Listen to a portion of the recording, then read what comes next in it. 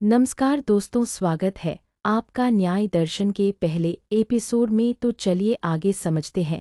न्याय दर्शन मानता है कि इंसान ऐसे ही उदास नहीं होता। किसी भी इंसान का दुख गलत ज्ञान, भ्रांतियों और अज्ञानता से होता है और मोक्ष यानी मुक्ति ज्ञान से प्राप्त होती है। इसलिए सही ज्ञान प्राप्त करने के लिए 4 तरीके बताए गए हैं। पहला, प्रत्यक्ष यानी जो हम अपनी इंद्रियों से देखते हैं। दूसरा, अनुमान यानी जो हम सोच समझकर अनुमान लगाते हैं या फिर गैस करते हैं। तीसरा, अपमान यानी तुलना और उदाहरण। और चौथा, शब्द यानी जिन पर हम भरोसा करते हैं, मतलब लोगों की गवाही। इस विज्ञान का कहना है कि अगर कोई इंसान उदास हो रहा है तो इसका मतलब है उसके पास जो नॉलेज है वही गलत है। हमारे दुख गलत ज्ञान जैसे गलत समझ और अज्ञानता से होते हैं, जबकि मोक्ष या मुक्ति सही ज्ञान से मिलती है और हमारा फोकस सही ज्ञान प्राप्त करने पर है, ताकि हम अपनी गलत समझ को दूर कर सके। और गलत ज्ञान का मतलब नॉलेज के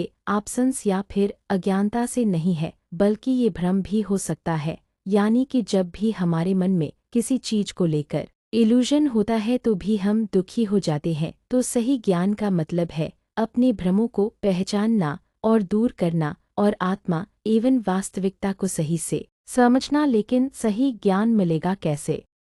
तो दोस्तों, सही ज्ञान गहराई से सोचने और अपने मन को गहराई से समझने से मिलता है। सही ज्ञान और समझ आसान सोच से अलग होती है और आपको जानकर हैरानी होगी कि न्याय दर्शन की बहुत सारी बातें बुद्धिज़्म से मिलता है। इसके बहुत सारे प्रिंसिपल्स हैं जो कि बौद्ध धर्म के कुछ विचारों से मेल खाते हैं, जैसे कि दुख से कैसे निपटा जाए। लेकिन थोड़ा अंतर भी है। जैसे कि बौद्ध धर्म मानता है कि आत्मा नहीं होती है, न्याय दर्शन मानता है आत्मा होती है। इसका मतलब यह हुआ, बौद्ध धर्म पुनर्जन्म को नहीं मानता। बौद्ध धर्म में कहते हैं कि पुनर्जन्म जैसा कुछ नहीं होता, लेकिन न्याय दर्शन हमारे हिंदू ग्रंथ से निकला है। इसलिए हिंदू ग्रंथ की तरह न्याय दर्शन भी मौत के बाद वापस पुनर्जन्म के कॉन्सेप्ट में बिलीव करता है। इसलिए प्यारे दोस्तों, न्याय दर्शन के हिसाब से हमें मुक्ति चाहिए तो हमें क्या करना होगा? हमें अपनी जिंदगी से अज्ञानता और गलत ज्ञान को दूर करके सही ज्ञान प्राप्त करना होगा।